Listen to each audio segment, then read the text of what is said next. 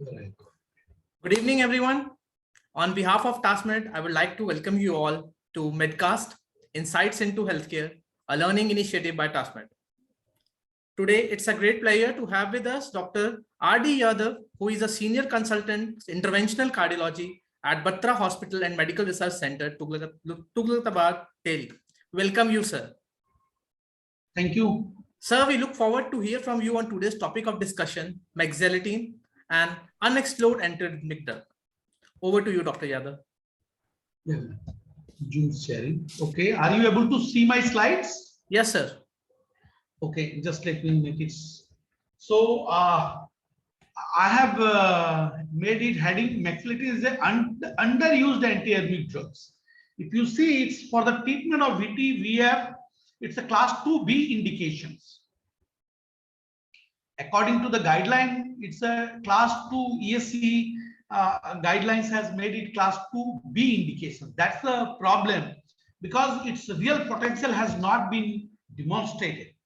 But main use was in ventricular tachycardia, ventricular fibrillation, VPC's treatment rather than atrial arrhythmias because it doesn't work on atrial arrhythmias. It works mainly on Purkinje fiber of the ventricular myocardium. So if you see the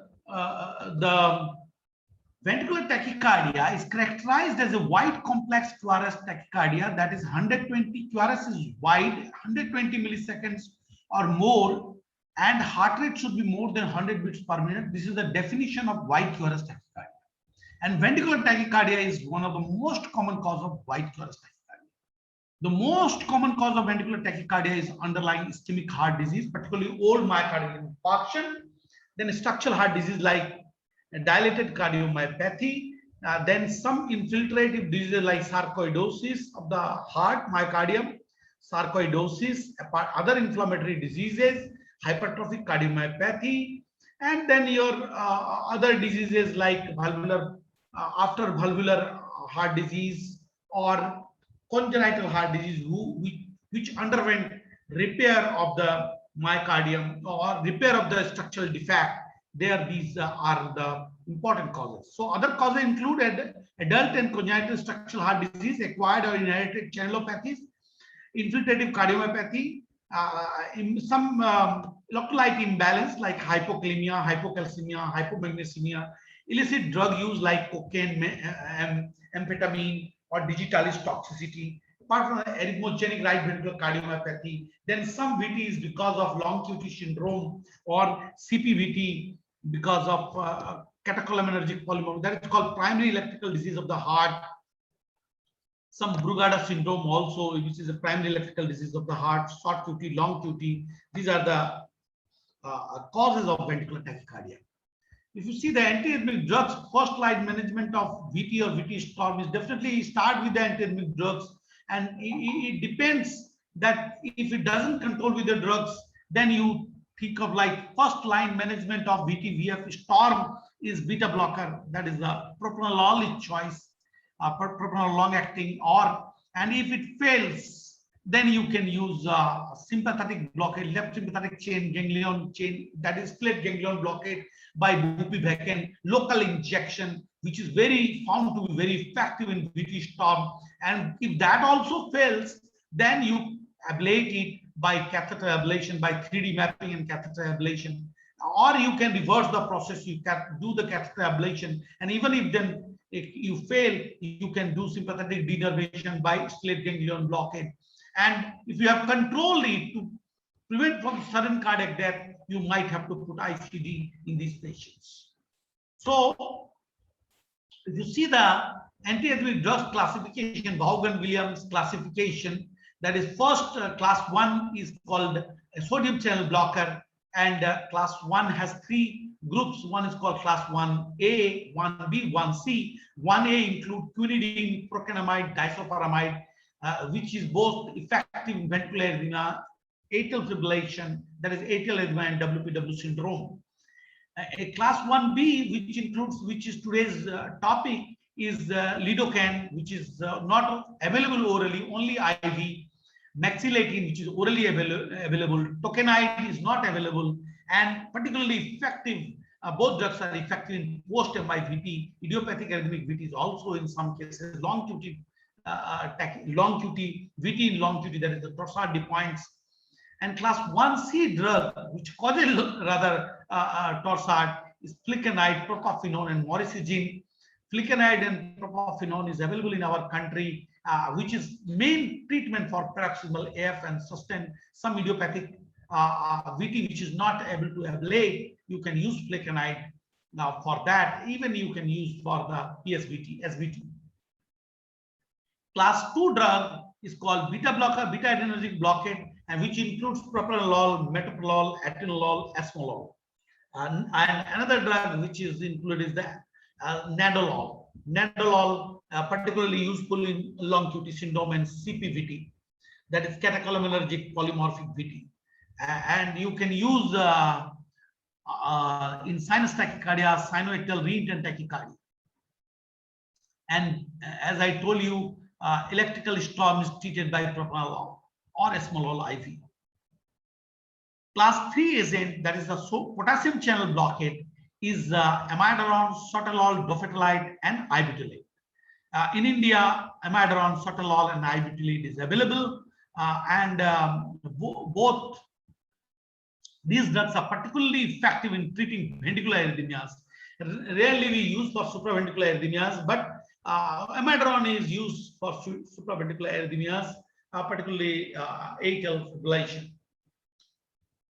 Class 4 agent is calcium channel blockade by diltiazem and verapamil, which is more frequently used for SVT, supraventricular tachycardia, and rate control in atrial fibrillation. Other drugs like adenosine, digoxin, magnesium sulfate, and ivabradine, particularly adenosine, is used in SVT, AV node-dependent tachycardia, narrow white coarse tachycardia with AV node-dependent is the cause. Digoxin, as you know, it's not anti-arrhythmic drugs, but it is used to rate control in atrial fibrillation. Magnesium sulfate is again another anti-arrhythmic drugs where particularly long QT syndrome or where the QT is long, you can use it. Now, pharmacological characteristics of antiarrhythmic drugs for the treatment of ventricular arrhythmia. If you see the amiodarone, which is one of the most commonly used drug, mainly for the VT, VF, and PVC, and atrial arrhythmias, particularly atrial fibrillation. And the drug for the VT, VF, the dose is IV is 300 milligram bolus for VF and pulseless VT arrest, 150 milligram bolus for a stable VT, and then 1 milligram per minute infusion for 6 hours, then 10.5 milligram per minute infusion for 18 hours. Or you can give orally also 400 milligram either 2 to 3 times daily for 1 to 2 weeks, and then 300 to 400, and reduce the dose later on to 200 milligram daily if possible. For atrial arrhythmia, dose of amiodarone is usually not more than 100 milligram for maintenance. Initially, you might need higher dose, but later on, for the atrial arrhythmias, it doesn't require more than 100 milligram. For ventricular tachycardia, your dose might be 200 to 300 milligram or even 400 milligram. And the target receptor blocker is mainly potassium channel blocker, both IKS and IKR, as well as it also blocks sodium channel, calcium channel, IKR, as well as ITO current also it blocks. Beta receptor blocker effect is also there. Alpha receptor blocker is also there, and that's why IV infusion sometimes causes hypotension. And nuclear T3 receptor blocker is also its effect. Electrophysiological effects of this amiodarone is sinus rate slowed, QRS prolonged, QTC prolonged, although and it increases the DFT if the patient is on ICD, and then it raises the threshold of DFT, that is defibrillation threshold is raised. So if you have used this drug and patient is not able to convert, then you might have to change to either it may be because of the amiodarone, so you have to change to sotalol, which decreases the DFT. The pharmacological effect, if you see, P half is 26 to 107 days. and it's metabolized through the liver. Hepatic metabolism excreted through the fecal feces, so there is no contraindication in renal failure. And if you give IV, there is a chance of hypotension because alpha-1 blocking fact. And IV causes AV block because AV node and sinus node slowing, bradycardia, AV block, TDP slows VT below programmed ICD detection rate and increases defibrillation threshold. Other side effects includes like corneal microdeposits, although which disappears on termination of the drug therapy. Thyroid abnormalities, particularly hypothyroidism, is more common as compared to hyperthyroidism. It can cause ataxia, nausea, emesis, constipation, photosensitivity, skin discoloration, ataxia, dizziness, peripheral neuropathy, tremor, hepatitis, cirrhosis, pulmonary fibrosis, and pneumonitis. So pulmonary fibrosis is one of the dreaded complications of the amidon, particularly if you have used the higher dose and prolonged period. The drug of class 1B, which is again more commonly used, the lidocaine, it's only IV available, 1 milligram per kilogram the bolus, and then 1 to 3 milligram per minute infusion, and you can decrease infusion or repeat it by 1 to 1.5 milligram per kilogram after 5 minutes, and if VT is not controlled, and then 0.5 to 0.75 bolus every 5 to 10 minutes till the VT is controlled. Maintenance infusion is 1 to 4 milligram per minute, although one could start 0.5 milligram per minute. And the major side effect is cardiac side effects, the bradycardia, hemodynamic collapse, AV block, sinus arrest. Other side effects are because of the that is lidocaine toxicity like delirium, psychosis, seizure, nausea, tinnitus, dyspnea, and bronchospasm. Its main effect is sodium channel, that is it's a inward sodium current blocker. It's no marked effect on most intervals. So QTC can slightly shorten, but there is no prolongation, no torsade. So initial T half-life is 7 to 30 minutes and terminal is 90 to 120 minutes, and prolonged in hepatic failure, as it is hepatic failure, liver disease, shock, severe renal disease, and metabolism occurs in the liver and excretion occurs through the urine. Metoprolol, as I told you, IV for VTVF or PVC, when it is required, is 5 milligram every 5 minutes till it is controlled, or 3 doses maximum. Per dose is 25 to 100 milligram extended release every 12 hours. And it's a beta-1 receptor agonist. It's a beta-1 receptor antagonist. And it causes sinus rate slowing, AV nodal refractoriness is increased, T half is 3 to 4 hour, metabolism is through the liver, and excretion occurs through the urine. It can cause bradycardia, hypotension, AV block. Other side effects are dizziness, fatigue, diarrhea, depression, dyspnea. Mexiletine, which is our talk today, which we will discuss slightly more. The usual dose is orally available in capsules, 150 to 300 milligram every, depending on the need, 12 hourly or 8 hourly of both BPCs, VF, VT, and particularly long QT syndrome, you can use it. Is the nowadays drug of choice. Along with that, you can use it. Late sodium channel blocker like ranolazine also. So it's against sodium channel blocker. No marked effect on any interval. QTC can be slightly shortened, but it doesn't prolong the QTC. And T half is 10 to 14 hours.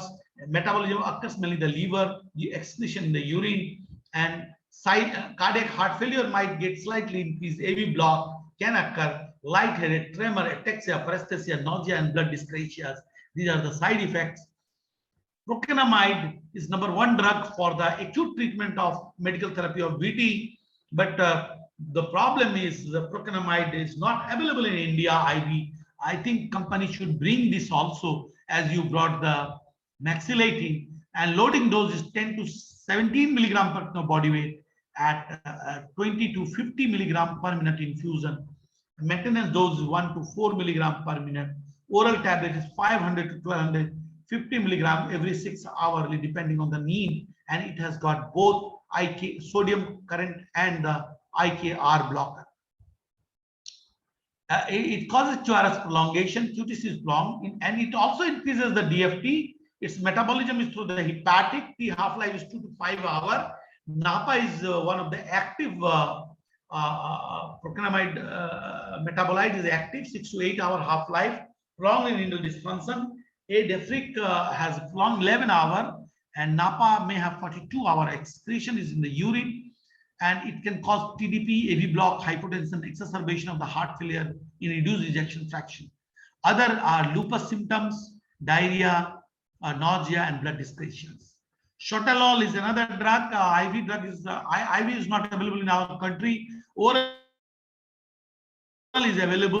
Oral drug is 80 to 120 milligram, 12 to 8 hourly, depending on the need for the VT, VF, and PVC treatment. It inhibits both IKR, beta 1 and beta 2 receptor blocker.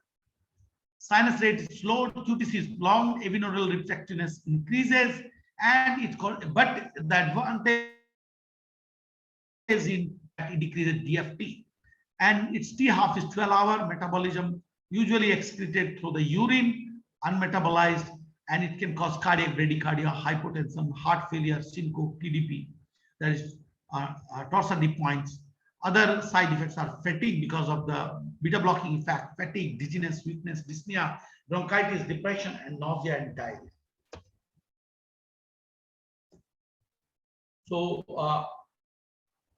Mexiletine is approved in ventricular arrhythmia, US FDA for the treatment of ventricular arrhythmia by the DCGI, indicated in the treatment of existing or anticipated ventricular arrhythmias and ectopic beats such as those found after MI and ischemic heart disease, and for arrhythmias induced by drugs, and for idiopathic arrhythmic event effects, particularly also used in LONG-QT3, and also found in a recent study in LONG-QT2 that it is found to be effective. It is also used in Timothy syndrome, which is the LONG-QT8, where calcium channel defect occurs along with the musculoskeletal defect and the very dreaded disease and LONG-QT syndrome and sudden cardiac death.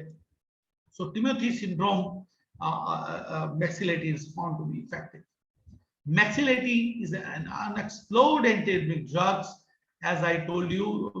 ACC, HRS guidelines recommends Mexiletine in the treatment of VT. In 2017, Mexiletine is amongst the recommended antiarrhythmic agent to prevent or treat ventricular tachycardia or ventricular fibrillation. It is class 2B by the European guidelines and class 2B in EHRA guidelines. Mexiletine is amongst the recommended antiarrhythmic drugs in patients suffering from symptomatic non-sustained ventricular arrhythmias, or an adequately dosed beta blocker, or a non-dihydropyridine calcium channel blocker antagonist, as to improve symptoms associated with the arrhythmia episodes. So it's a class 2B indication, and level of evidence is C. And you can use along with the combination of beta blocker as well as the dihydropyridine calcium channel blocker. Mexiletine is amongst the recommended antiarrhythmic drugs for patients with structural heart disease and recurrent sustained monomorphic VT, in addition to ICD and ablation, particularly in class. It's a class 2A indication. So as you know, it's a Mexiletine is class 1B antiarrhythmic agent, a sodium channel blocker, and structurally similar to lidocaine, but it's found to be orally active, inhibits the inward sodium current, reducing phase 0 of the action potential. This is the 0, and site of action is on the Purkinje fibers. Though ERP is decreased, effective refractory is decreased, but action potential duration is shortened. So though ERP is decreased, results in increase in ERP by APD ratio, overall action potential duration is shorter. So if you see, it's a Mexiletine is an oral congener of lidocaine. So where you cannot give IV, you can give orally this medicine. And if you see patient with normal conduction system, there is no bundle branch block or no AV block, minimal effect on cardiac impulse generation and propagation, no development of second degree or third degree AV block, no prolongation of ventricular depolarization, QRS duration or repolarization, QT interval. So it's a safe drug. It does not cause QT, QRS duration as well as the QT interval. Patients with pre-existing conduction defects it depresses the sinus rate, prolongation of the sinus road recovery time, decreased conduction velocity, and increased ERP of the interventricular conduction. So those who are having diseased conduction system, it might prolong the action potential slightly, but not enough to cause any problem. If you see among these antiarrhythmic drugs, if you see effects on the sinus node, no effect. Effect on AV node, refractory period, no effect. PR interval, no change. QRS duration, no change. QT interval, no change. So it's a safe drug. Among the antiarrhythmic drugs, it's a safe drug. So mexiletine has no significant effect on hemodynamics also. Small but usually not statistically significant decreases in cardiac output. No significant negative inotropic effect. So even you can give in a heart failure patient. And the blood pressure and pulse rate remain essentially unchanged as compared to amiodarone, where and heart rate may decrease. So mild depression or myocardial function can occur similar to those produced by lidocaine, has occasionally with IV therapy in patients with cardiac disease, but not with the oral drug therapy with the mexiletine. If you see the mexiletine pharmacokinetics, its absorption is well absorbed, 90% from the GI tract. Peak blood levels are reached in 2 to 3 hours. Distribution of the drug is 50 to 60% bound to plasma protein, with volume of distribution 5 to 7 liters per kilogram. Metabolism is unlike lidocaine. Its first pass metabolism is very low, so it doesn't undergo first pass metabolism, which occurs in lidocaine. Elimination approximately 10% excreted unchanged by the kidney. And in normal subjects, the plasma elimination half-life is around 10 to 12 hours. So 12 hourly or 8 hourly dose is enough, depending on the needs. Doses and administrations, it is available in capsule form. Dosage must be individualized on the basis of the response and tolerance of both of which dose related. Administration with food or antacid is recommended. Initiate with 200 milligram capsule every 8 hours. With rapid control of edema is not essential. Minimum 2 to 3 days between dose adjustment when dose is adjustment required. Dose may be adjusted 50 to 100 milligram increments, up or down 300 milligram twice daily or 3 times daily. So when rapid control of tachyarrhythmia is essential, loading dose is 400 milligram. And after 8 hours, give 200 milligram and continue as per chronic treatment, which varies from 200 milligram twice or thrice daily, depending on the need. And when rapid control arrhythmia is not essential, you can give 200 milligram every 8 hourly or 300 milligram every 8 hourly. And if required, up to 400 milligram every 8 hourly, you can go. Contraindications only in cardiogenic shock, pre-existing second degree AV block or third degree AV block. Otherwise, it's not a contraindication drug. It's a very safe drug. Among the adverse effects, mexiletine is generally well tolerated. Reversible gastrointestinal and nervous system adverse reaction can occur because it's a sodium channel blocker. And upper GI lightheadedness, tremor, and coordination difficulties can occur. Management of sustained monomorphic VT, say this is the your guidelines. Sustained, say if monomorphic sustained VT has occurred, first see whether it is hemodynamically stable or not. If hemodynamically unstable, directly go for direct DC cardioversion and advanced cardiac. If it is hemodynamically stable, take the 12-lead ECG, find out, take the history and physical examination, see which kind of VT it is, LV or RV VT, and localize the VT by your ECG, 12-lead ECG, see whether take the history, whether there is any structural heart disease or not, structural heart disease, and if you think the structural heart disease may deteriorate into cardiac arrest, always DC version. And DC version, cardioversion in structural heart disease is the class 1 indication. If say DFib is not available, IV procainamide 10 to 17 milligram per body weight IV loading is indicated. It's a class 2A indication. The problem is not available in India. Another drug is amiodarone, which is again class 2B, or sotalol is class 2B drug. You can give IV amiodarone, loading dose 300 milligram IV slowly so that hypotension doesn't occur, and then infusion over 24 hours, and then load for 1 week, and then maintain a high dose. Mexilatine is those who are hemodynamically stable and you want to treat orally. Mexilatine is class 2B indication. If VT is terminated, VT termination occurs, yes, then therapy is guided by underlying heart disease, whether structural heart disease is there or not. And then if structural heart disease is there, to prevent the recurrence of the VT, you need catheter ablation, followed by, if structural heart disease, indication for the ICD. And if say VT is not terminated, definitely cardiovert. And once VT is sedation, anesthesia, depending on the electrical storm, if it is electrical storm, treat with beta blocker, sedation, general anesthesia, paralyze, and if everything fails, you can go ahead, stellate ganglion blockade by bupivacaine injection, local bupivacaine injection. Either you can guide by the your cath lab by fluoro, or you can ICU by the Doppler, a vascular Doppler.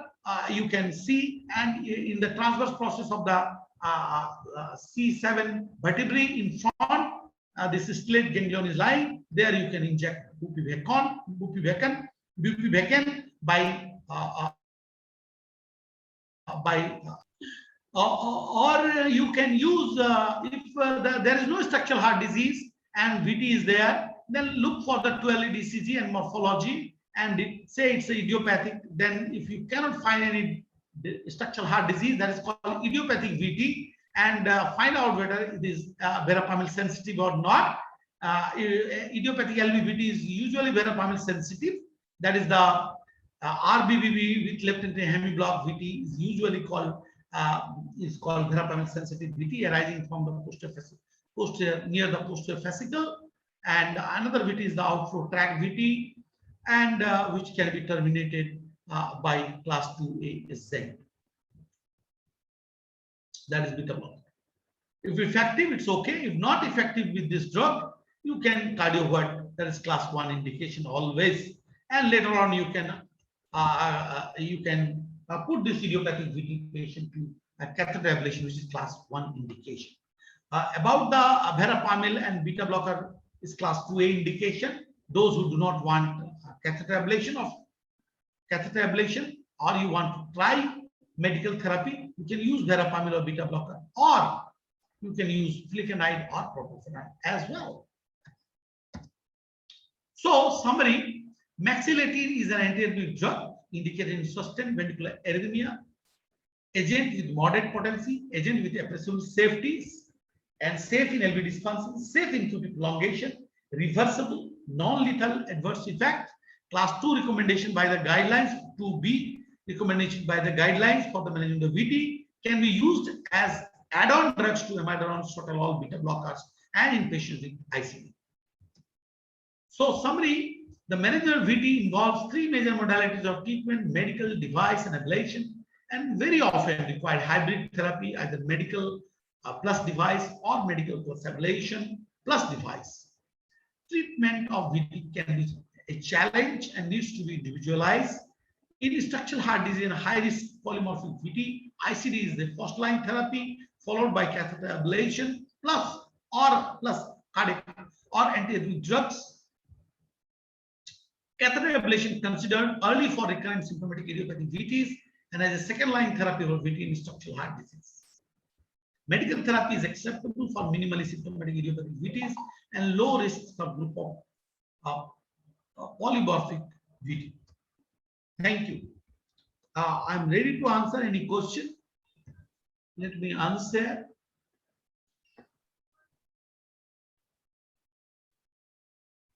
Yes, if any question, can I see the chat box? No question in the chat box. Question answer, no question.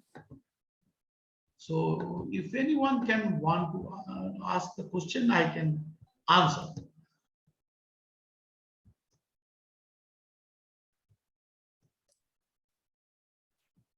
In long QT3, this is one of the drug, and even QT2, long QT2, you can use this drug and found to decrease about 90 milliseconds of QT duration. And in class, as well as in Timothy syndrome, that is called 8, that is long QT 8, it is one of the drug of choice.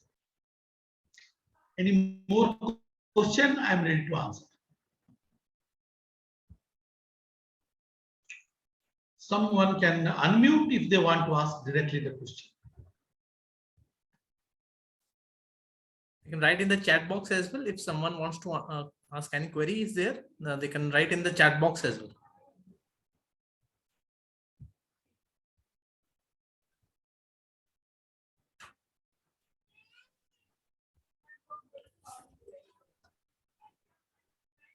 So this is, I think, underused drug. Either it was not available previously, that is the problem, and that's why people were not using. Now it is available, it should be used more frequently, and it's safe to use. It's one of the most safe antiarrhythmic drugs for ventricular tachycardia, ventricular fibrillation.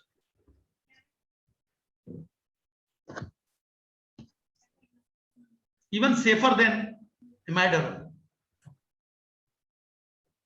No long-term morbidity like lung or anything. Although it's partially less effective than amiodarone. So where you require amiodarone, you can give it, but along with amiodarone, you can combine this mexicillin. That is another beauty. So it's called oral lidocaine.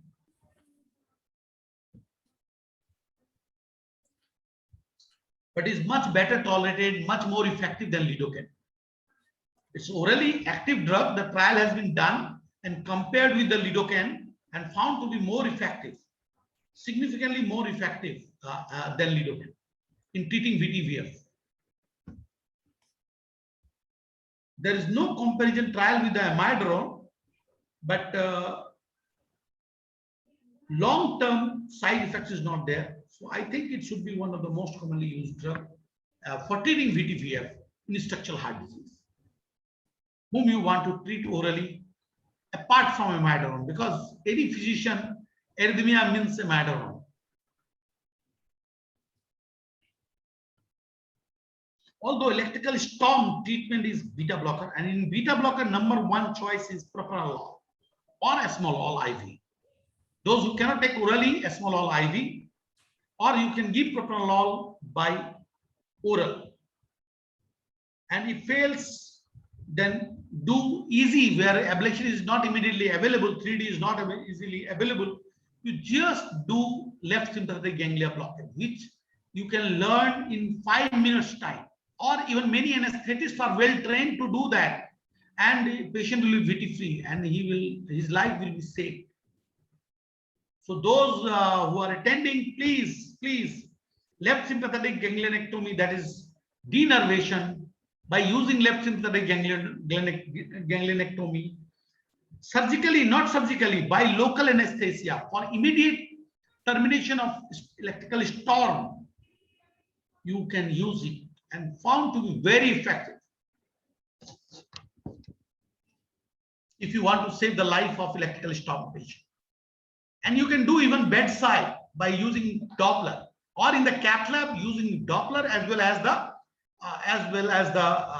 your fluoro, seeing the horizontal process of C7 vertebra in front.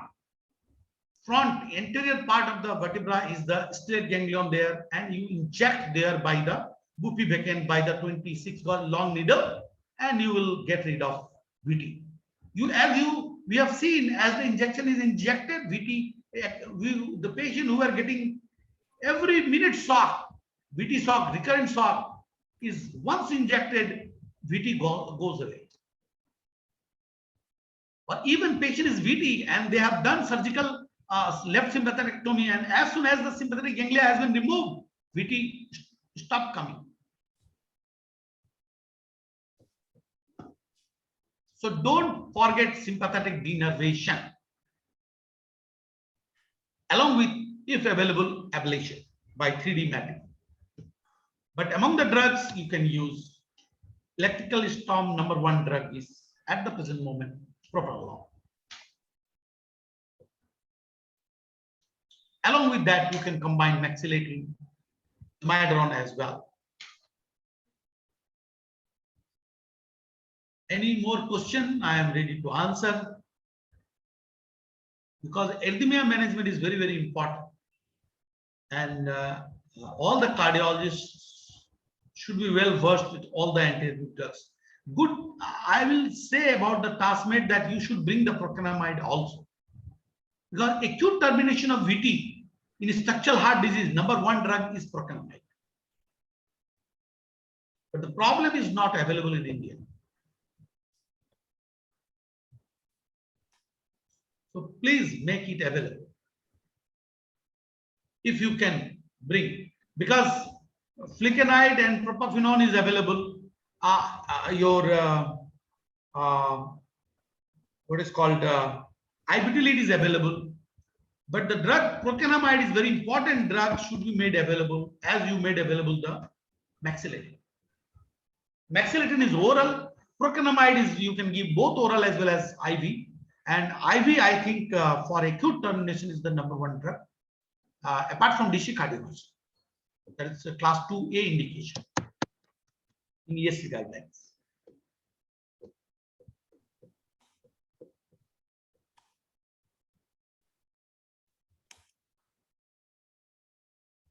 Anything more from anyone?